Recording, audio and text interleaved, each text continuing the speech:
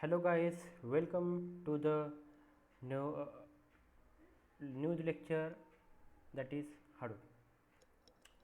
So today we'll start with the little history on Hadoop. So Hadoop, it is an open source implementation that is based on Google file system and MapReduce from Google. It is created by Doug Cutting and Mike Caffarella in 2005. Hadoop was donated to Apache in 2006. It is an open source project of Apache Foundation framework written in Java and originally definitely developed by Doug Cutting in 2005. Doug Cutting was working with Yahoo then. It has created a support distribution for Nudge, the text search engine. Hadoop was Google's MapReduce and Google File System technologies at its foundation, and now it is a core part of computing infrastructure for companies such as Yahoo, Facebook, LinkedIn, and Twitter. So, who are using the Hadoop? All the components, all this area where Hadoop big data is generated, Hadoop it is used, because processing of this big data, Hadoop is supported in very efficient way. So by 2015, 50% of enterprise data is processed by the Hadoop. So we will discuss some features of Hadoop. So Hadoop it is optimized to handle massive quantity of structured, semi-structured and unstructured data using community hardware that is relatively inexpensive computers. Hadoop has shared nothing architecture. It replicates its data across multiple computers so that if one goes down, the data can be processed from another machine that stores its replica. Hadoop is for high throughput rather than low latency. It is batch operation handling massive quantities of data, therefore response time is not immediate. It complements on-time transaction processing, that is OLTP, and online analytical processing, that is OLAP. However, it is not replacement for relational database management system. And it is not good when work cannot be parallelized or when there are dependencies within data. That is one of the limitation, and also it is not good for processing a small file. So now move to the Hadoop stack, or we can say what is the Hadoop ecosystem. So this is the Hadoop stack or Hadoop ecosystem, in which there are different components as HDFS, which is the Hadoop distributed file system for storing the data. MapReduce, it is for the distributed programming framework which is performing the computation, and HBase, Hive, Cascading Java, these all are the databases that is used. So HDFS, it simply stores data files as close to the original form as possible. It stores the data as it is. What is the previous format? It is storing the data in that original format only. It tries for that, so that the form can be written. HBase, it is Hadoop's database and comparable with an RDMS. It supports structured data storage for large tables. Hive, it enables analysis of large data sets using a language very similar to standard SQL. This implies that anyone familiar with SQL should be able to access data stored on Hadoop cluster. Pig is an easy to understand data flow language. It helps with the analysis of large data sets, which is quite the order with Hadoop. Even if one does not have proficiency in MapReduce programming, the analyst and the person entrusted with the task of comprehending data will still be able to analyze the data in an Hadoop cluster, as the Pig scripts are automatically converted into MapReduce job by the Pig interpreter. MapReduce programming will be covered. Okay, I will explain afterwards. Then okay, so this was about the Hadoop stack.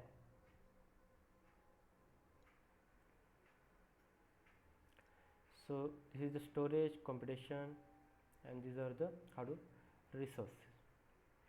Now we'll talk about the HDFS. So HDFS, we'll understand this by asking some motivational question. So first question, if data is too big to store on one machine, then what we can do? Then the answer is simple. We can use HDFS, which can store the data on multiple machines. That is important. HDFS, it stores the data on multiple machines, on all machines which are present within that cluster. Similarly, if suppose very high end machines are too expensive, so definitely the cost will be go to the increasing.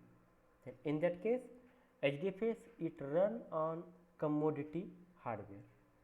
Commodity hardware, if suppose that hardware fail, don't worry, it has software is intelligent enough to handle hardware failure, and we know that this hardware failure we can handle by the replication. Suppose what happens to the data if machine store the data and it get fails?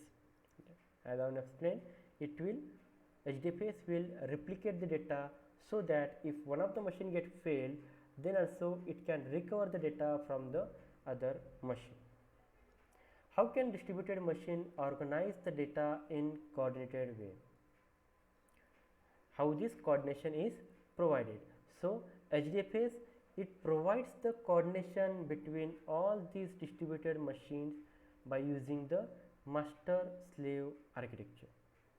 So here we have covered all the basic features of this HDFS architecture, where HDFS is using master slave relationship among all the machines, here in which we can indicate here, we can show here that one master is present and all other slave machine is following that master. Master machine is also called as the name node, which is the controller. It in this file system namespace management provides, and block mapping is provided. Block mapping, on which machine which block is stored, this all metadata and this all mapping is provided in the name node, or it is provided in the master machine. And also it provides the, or it maintains, maintain all this file system namespace management. Data node is nothing but the slave machine where which act as the workhorses. It performs the block operation, and also replication is provided over this data nodes. Secondary nodes, these are the checkpoint node.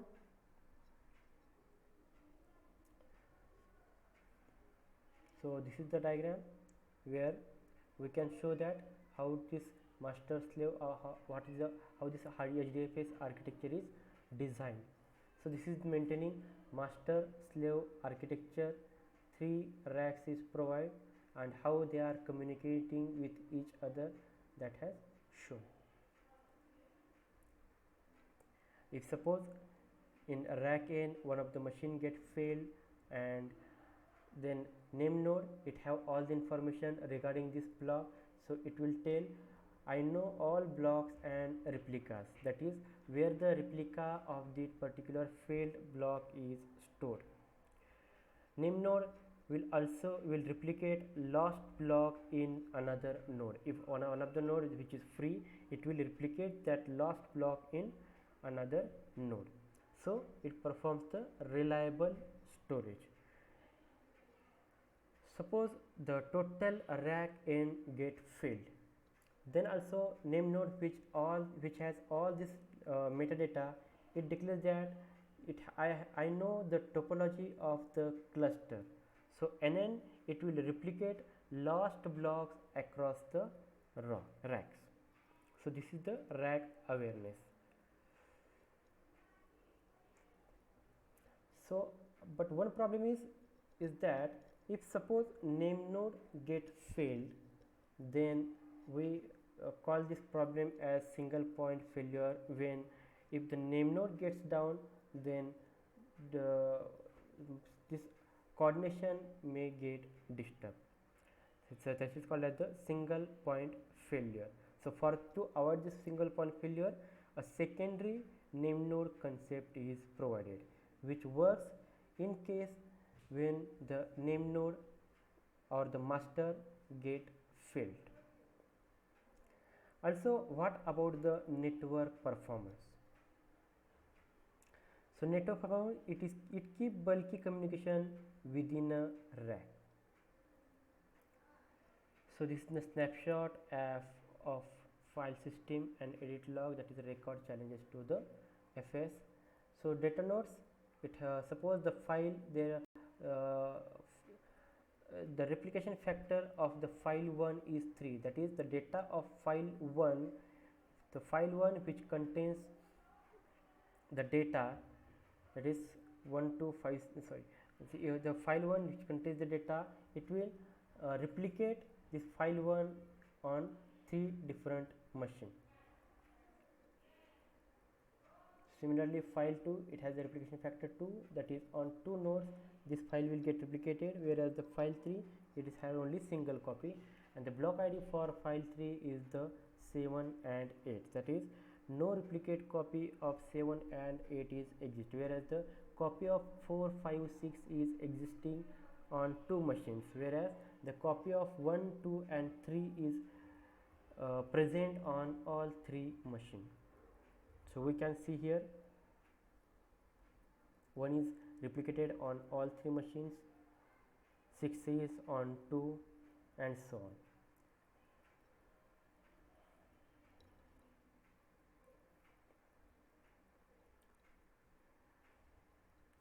So HDFS, where the relationship master slave relationship is maintained, so it all this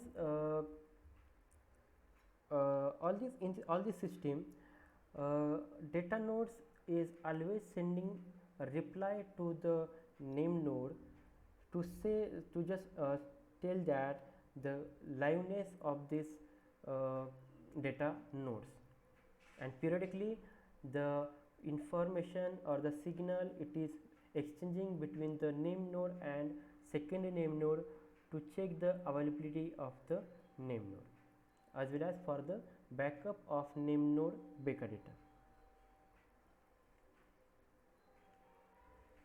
So why do we need the abstraction block in addition to the files? Results are simple. The file, it can be larger than a single disk, then in that case the block is of the second reason, then block is of fixed size, easy to manage and manipulate. That's why we are converting into files, and it is easy to replicate and do more fine-grained load balancing. That's why we need the abstraction blocks in addition to the files. So HDFS block size is by default 64 MB. Why it is much larger than a regular file system block? Reason is it minimizes the overhead. Disk seek time is almost so that disk seek time is almost constant. For example, suppose seek time is 10 milliseconds and file transfer is 100 Mbps, then overhead is 1%. Then what is the block size? Then after all the calculation we can get that the block size is the 100 M.